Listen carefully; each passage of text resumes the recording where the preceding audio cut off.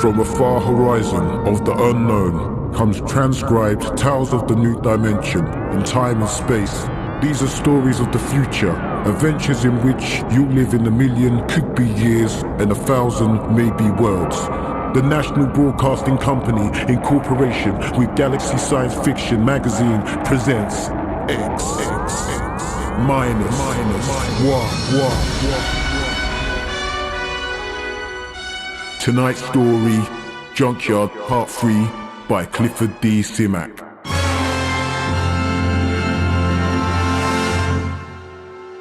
The funny thing about the whole thing was the fact we never intended to land on Planet 9. We circled it and decided it was a strictly low-grade affair would amount to anything for 1 billion years or so. As commander of the Galactic Survey Team, I couldn't waste my time. Then, my exec saw this junkyard through the telescope. We landed, took a look at a load of alien machine parts discarded from another spaceship, and then prepared to take off for Earth. It had all been a waste of time.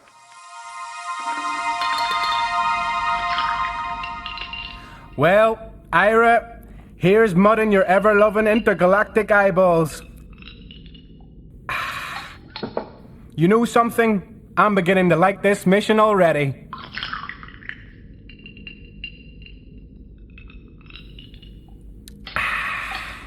Well, that kills the last bottle. How am I doing, Ira? Old buddy? Not drunk enough. I should have picked someone like Doc, except he'd probably pass out. I'm not drunk enough, huh?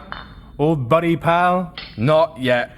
Well, then in which case, old buddy, I'm gonna have to do something like I've never done before. What's that? I'm gonna have to go into my extra special emergency reserve supply. A little supply I keep in case I get marooned in a planet. You know, I don't like to go into it, but in this case it's my duty.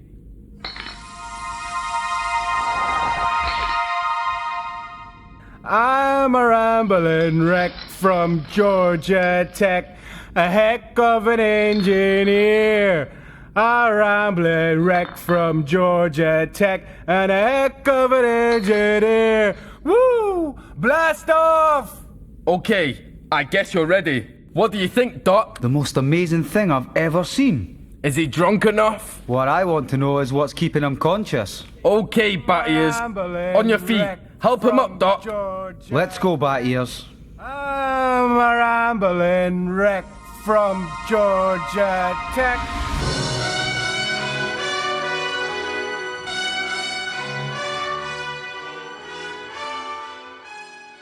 Somehow, we pushed, hauled, and stumbled Bat Ears Brady out of the ship and up into the rocks to the egg tower.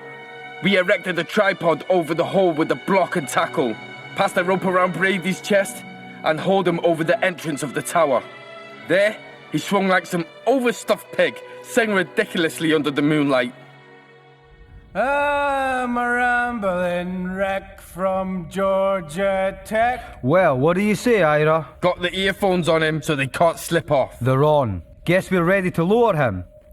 Ira? Yeah? You sure? It's a man's life. I'm not sure, Doc. But as commander of this expedition, I sometimes have to risk the lives of men. Okay, Ira.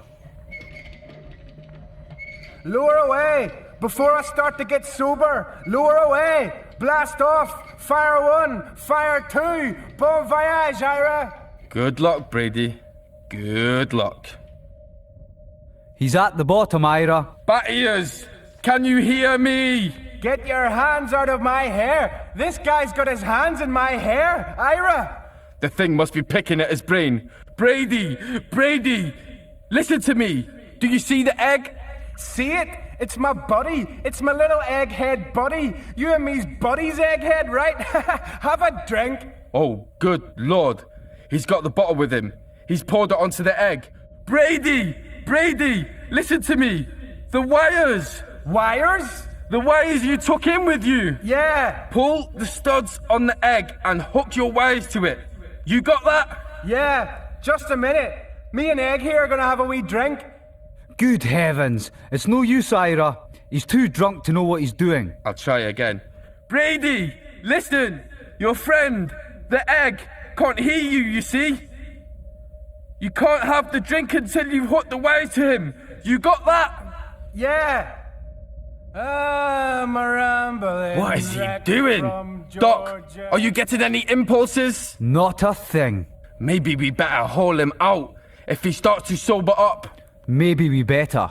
Okay, 1, 2... Wait a minute, wait. I'm getting something here, Ira. This is fantastic. Oh, I'm getting something. Haul him out! Quick! Right. I'm a rambling Come wreck on. from Georgia Tech. Brady, are you alright? Doc, help me. Take a look at him. Is he okay? Yes, he's okay. Just passed out. Let's get him back to the ship. Right. You know what, Ira? What? Tomorrow about 9 a.m, we're going to be in one of the most colossal hangovers in history of mornings after. We were in on more than Doc Spencer had bargained for. More than any human being had any business being on. Well, Brady, how do you feel? Shoot me. You turned the trick. The trick? The tower. You hooked into the egg. The stuff is rolling out. Doc and the boys have got a recording hooked up. The stuff they're listening to is enough to set your teeth on edge. What stuff? The information that the mind trap has been collecting for hundreds of years.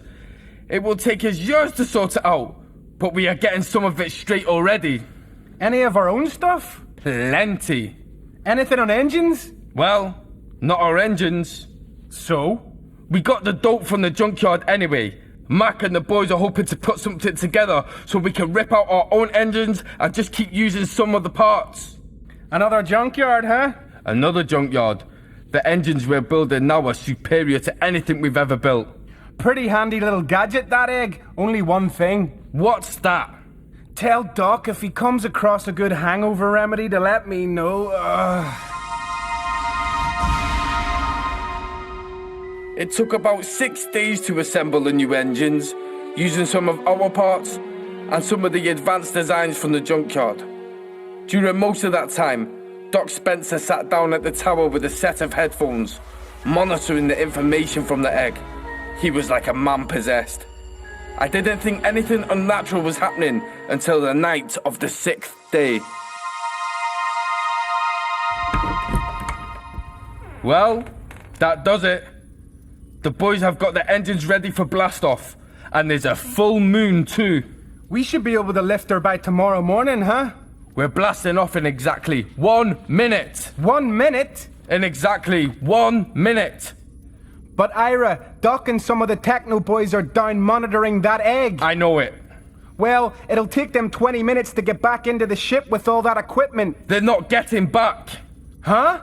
I said they're not getting back. Ira, are you nuts? Come here, Bat Ears. I want you to take a look through this field scope to give you a good close-up of the Doc and the boys who have been monitoring the egg. Wait until I get it focused. Got him? Yeah? Take a close-up. Holy Mother in Heaven! You see why we have to leave them?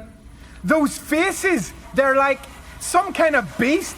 What is it, Ira? What happened to them? The same thing must have happened to the crew of the last ship that touched here. The same thing that made them blast out of here in such a teary hurry. What? Bat Ears, there isn't only knowledge on that thing. Those boys are monitoring something else. Something else? Personalities, Bat Ears. They're not human anymore. They're turning alien. Oh, damn! They were still there when the ship roared up from Planet 9 and pointed her silver nose towards Earth. We could see them in the scopes. A group of tiny figures crouched over the recording equipment, their earphones plugged into the egg. They didn't even look up when we blasted off.